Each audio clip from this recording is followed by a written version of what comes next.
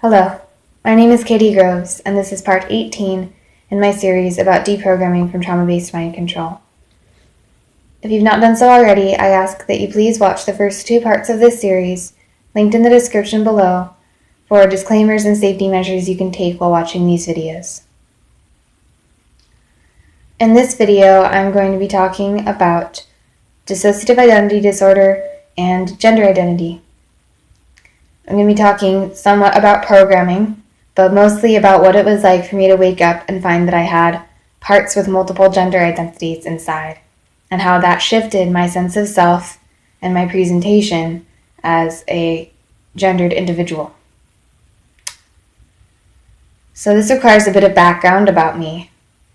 So I grew up in a torture-based mind control cult in which I was given the name Katie, and I was conditioned in some parts, in my outermost parts, to present as feminine, but in inner, deeper parts to present as masculine, and those parts were called forward for various tasks. A predominant part of my gender identity was male as a child, and I found that in my host self, even though I was forced to present femininely, have long hair, wear feminine clothes, that I often came in contact with masculine parts who wanted to take over and express themselves masculinely, and that I had a predominantly masculine gender identity that was difficult for my programmers to contain. And so gender identity was an issue in my childhood, more so than I at least externally noticed in other kids, and so I felt very different. And I had social problems within the cult. I was ostracized for being more masculine in my, or more stereotypically masculine in my choices in my presentation. You know, I wanted to do all the boys stuff. I wanted to be with the boys. I liked girls. I was attracted to both boys and girls, things of that nature. So I still continued to present as Katie, though, until I was reprogrammed for dysfunction at the age of 13. I've given different ages. Sometimes I say 12, sometimes I say 14. The dysfunction reprogramming took place between the ages of about 12 and 15. It was really set in around 14. Process really began around 12. But there were even deeper layers of that around the age of 9. But somewhere between 12 and 14, the dysfunction programming set in. And part of that was to flip my system and make the deeper masculine parts my host parts, and my host feminine parts repressed dissociative parts, locked in cages and unable to come out. And this was not black and white. It was not absolutely all one way or the other. I still had multiple parts of multiple gender identities that presented themselves, but I presented during this time as predominantly male. I was given a new name, a male name, and I was told that I was transgender, programmed to experience gender dysphoria to the extreme. I'd already had gender dysphoria to some degree, but I was largely unaware of it, and at this age it was made part of my predominant consciousness, my identity, by my programmers, and used to destroy me emotionally. I had some of the most severe gender dysphoria imaginable, and I've learned that a lot of it was linked with shame programming, and sexual abuse and humiliation, that some of it was naturally there, I believe, that I was always gender variant as a child, but that it was greatly twisted and exacerbated through Monarch programming and abuse. So I was self-hating, suicidal. I'm very attached to the idea that I was male, I was transgender, I went by this other name, I bound my chest, I cut off my hair. So you can see I still have short hair, but I present much more femininely today. Now, there's nothing wrong with being any gender expression. I just have personally, after integrating a lot, found that I'm a lot more in the middle. And because I was not allowed for so many years to present femininely, I choose to present that way now.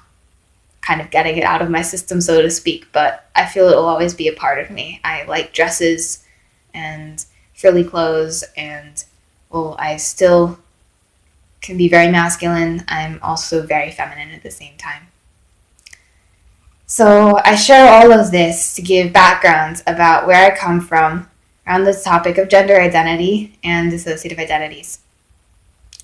When I started making contact with my system, one of the first things that happened was that I noticed that I was blacking out and coming to talking in a feminine voice.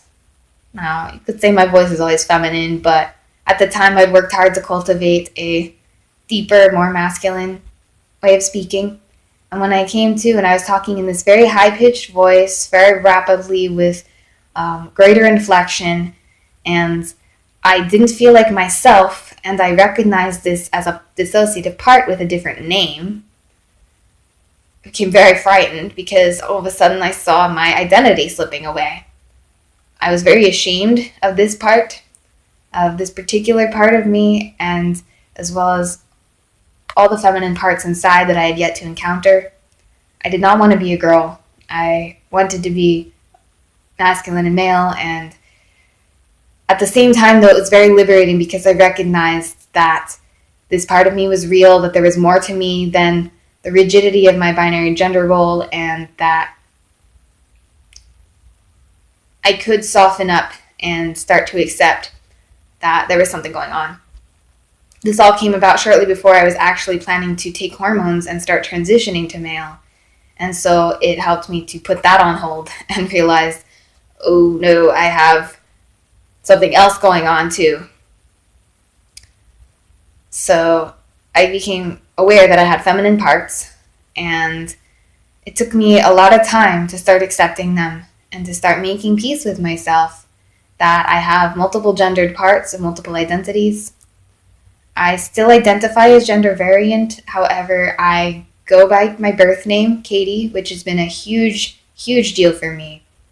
That was something I tried multiple times in earlier stages of my process and found it way too overwhelming.